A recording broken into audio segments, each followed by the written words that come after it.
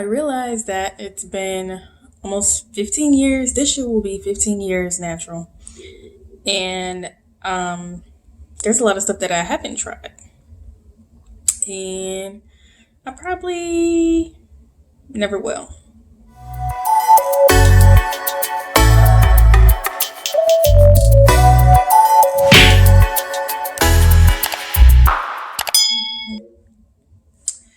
Hey family, welcome back to my channel. It is your girl Cherie with another video.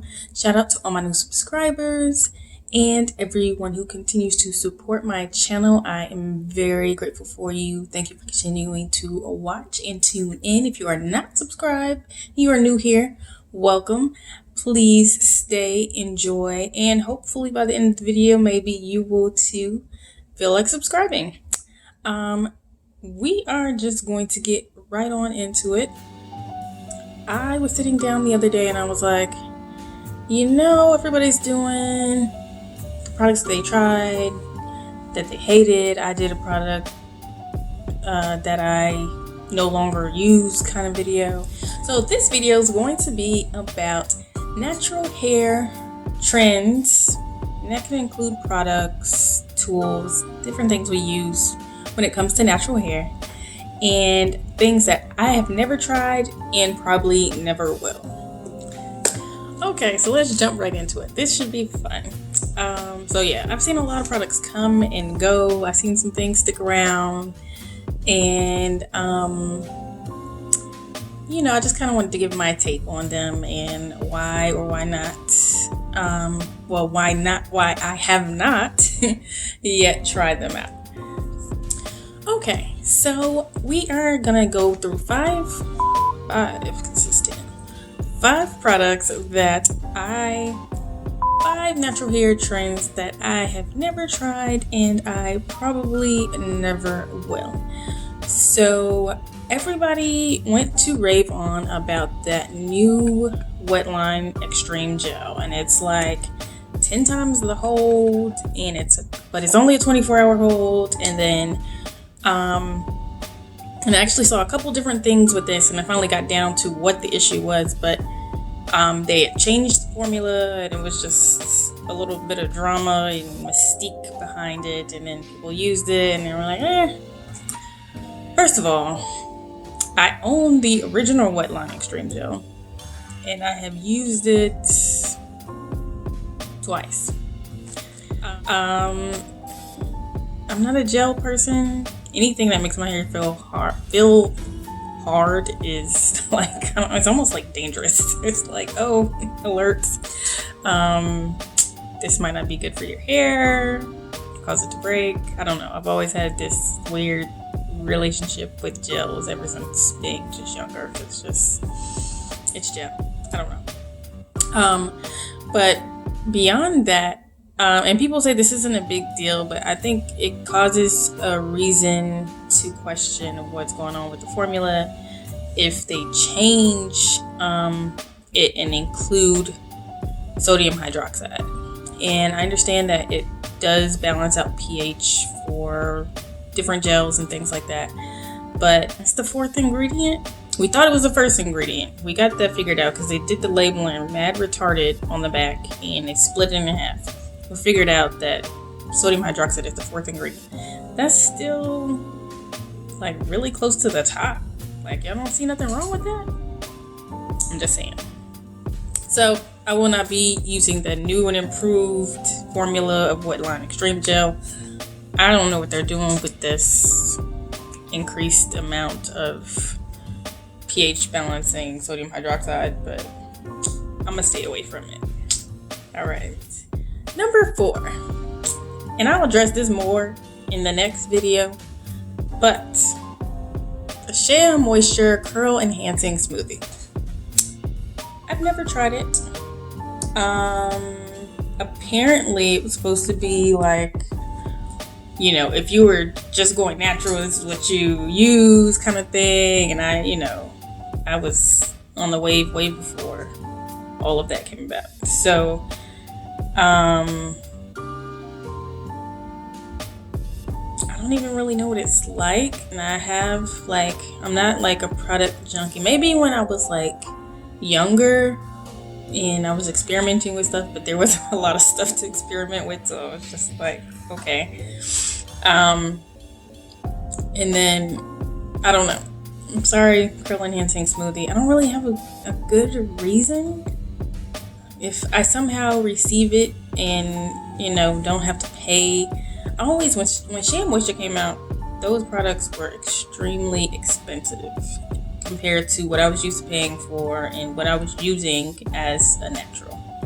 And so at one point, I just stood back from everything that was just popping out on the shelves, and I was just like, everything that I use currently is working, so why am I buying this?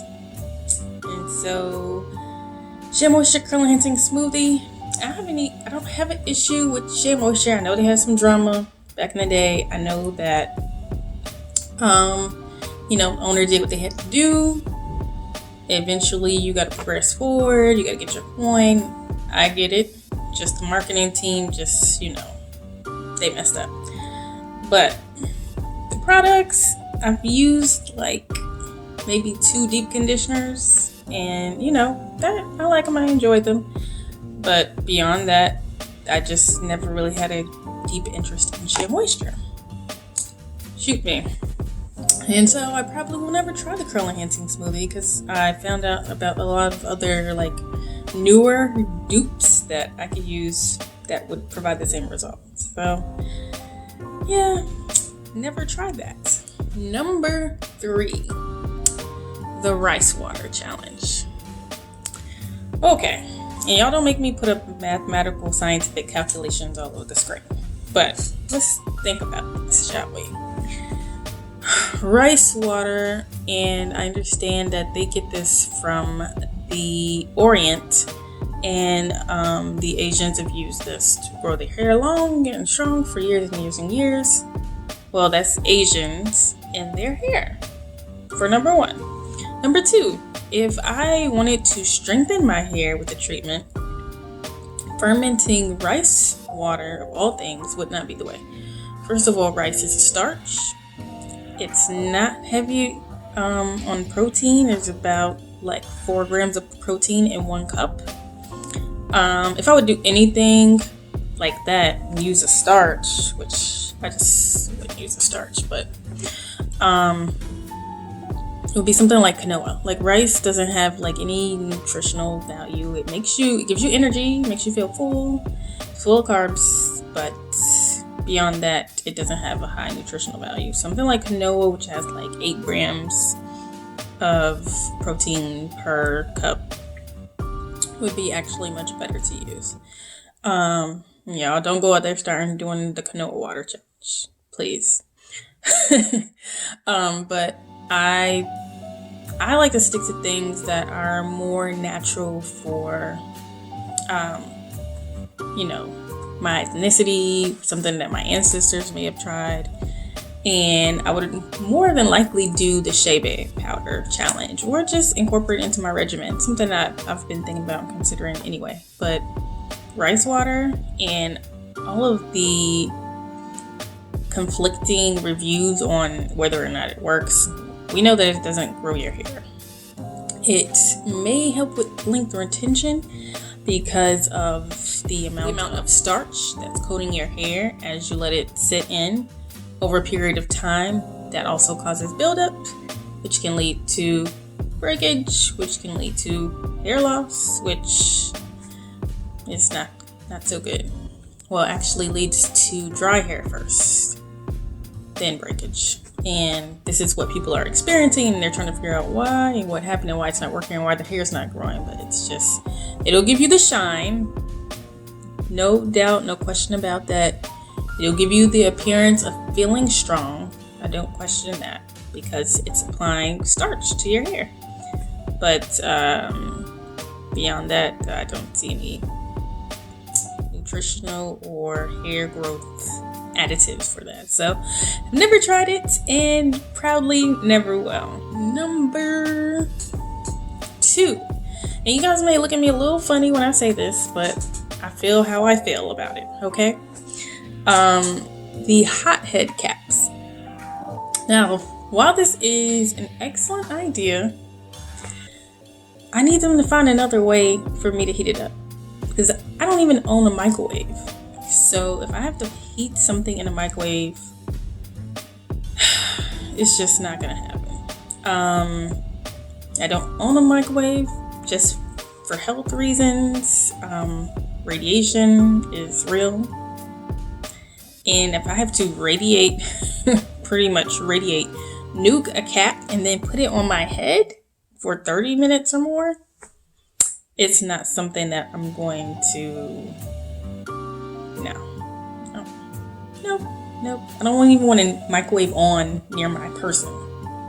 So, like, nuking a cap so I can deep condition and put on my head, I'll just sit under my overhead dryer or wrap my head in a, plastic cap, garbage bag from Target Works, shower cap, etc. And number 1, and you guys, this was a shock to me, let me tell you. And I don't know if I was, a little off the bandwagon for a minute, so I didn't know about everything going on, but I found out about this the other day and I was just like, oh, this is serious. So, DevaCurl products. Now, I know people praise and name DevaCurl, and I was there. I was once too. I was there when DevaCurl products came on the scene, when the DevaCut came on the scene. I do the DevaCut to my own hair from time to time just so I can get in shape. Love the idea that they have behind their products and how they formulate everything, no sulfates, no silicones, all of that kind of thing. And so I always wanted to buy, the set, see if I like it, or even if it was just the stylers, because they're quite expensive. Well, that's number 1 reason why I haven't. So number 1 behind why I haven't tried them is because they're super expensive. Like, one bottle is like $30. I'm sorry. And the products that I have now are working, and they don't cost half of that. So no. And so eventually I was like, you know what? I'm gonna save up, or I'm gonna catch them on a sale, and I'm gonna just grab some of the stylers or whatever. And, see how it goes, because almost everybody you see try it, got some rave reviews, or they got rave reviews in the salon, and then when they got home, they can make it work the same, which is really interesting, but that's neither here nor there. So I was just browsing online the other day. I think this video popped up into my suggestions, probably because I had been researching DevaCurl recently. And there is currently an investigation for a lawsuit. The DevaCurl No Poo hair products have been alleged to cause hair loss, hair damage, and injury to scalp. So I have mixed feelings about this, because I kind of, you kind of have to think about how the products are supposed to work, and then what you need as far as a regimen to your hair and scalp.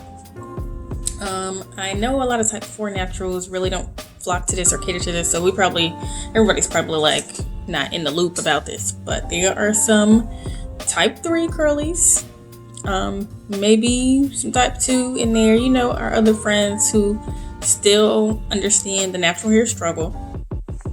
They've been using DevaCurl products since it came out, faithfully, and years and years have went by, and something happened, and they've been experiencing hair loss, issues with their scalp, being itchy, being irritated, blisters forming, all kinds of. There's just countless. If you guys just did a random search for this, you would see what I'm talking about. I was in shock. I was like, what? their hair is falling out. No.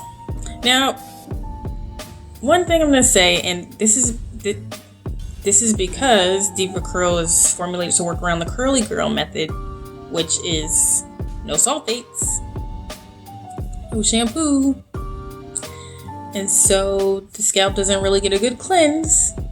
And then, you know, they just continue with their regimen of the products. I think they have, like, you know, the original No Poo.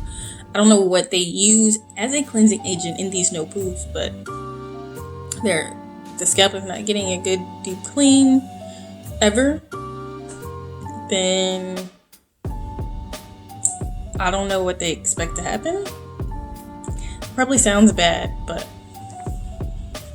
I mean, it's just unheard of that a product will cause that. And then after so many years, like, what's going on? Unless it's just related to just use of the product and just strict use of the product and not deviating from anything else. So I was gonna be sad to say that, but yeah, sadly, but not so sadly, because I just saved my scalp. I just saved my scalp and my hair. So Diva Curl products, yeah, it's probably gonna be a big cancel sign coming up soon, but I will not be investing or trying or sampling or doing any of the sort with that. And that's it, you guys. That wraps up my video. Those are the 5 natural hair trends, products, brands, whatever you want to call it, that I have never tried and probably never will. Now you know why. Let me know if you have any of these items on your list, or what about you? What haven't you tried? What don't you care for? I know I'm the DIY queen, so I've tried all kinds of other like natural herbal stuff or whatever, and I don't have a problem with that, but I know some people are like, that's too much. So just give me your feedback down in the comments. Did you know about the Diva Curl scenario?